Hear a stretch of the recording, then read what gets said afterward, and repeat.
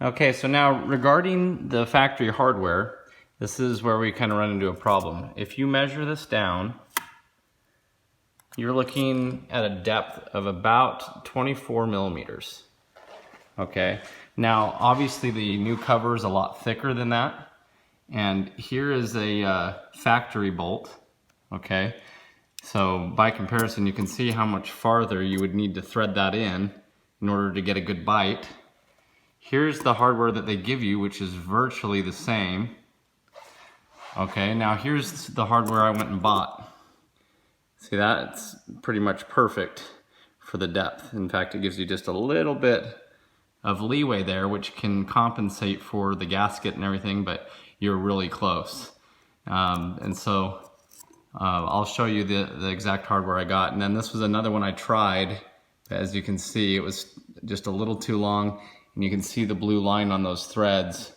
That's where I actually threaded that down into the differential and drew a line to make sure that it was going down this same amount. So anyway, end of story.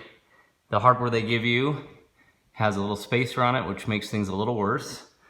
And with that spacer and the hardware that I'll show you, you can get the exact depth that you need. Because some people complain that these leak even when they've done everything right, and that could be because you're not getting a lot of bite on the cover, and so you're not able to tighten it down all the way. So that's just a theory. So anyway, this is the hardware that we bought instead.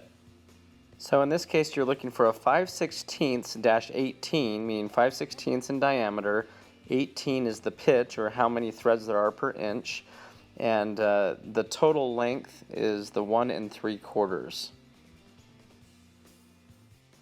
Now the problem you may have, which I did, is when I went to a hardware store, I could only find about 5 of them at a time, and so they don't carry a lot of them, and you need a total of 10. So I'll put a link in the description where you can buy them online if you want, or you might go out and do your treasure hunting at the hardware stores and get the proper amount that you'll need. I would recommend the grade 8 bolts too. Just make sure you're going to get something that's good and strong and not going to break on you. So thanks for watching, and if you have any questions, let me know. Thanks, guys.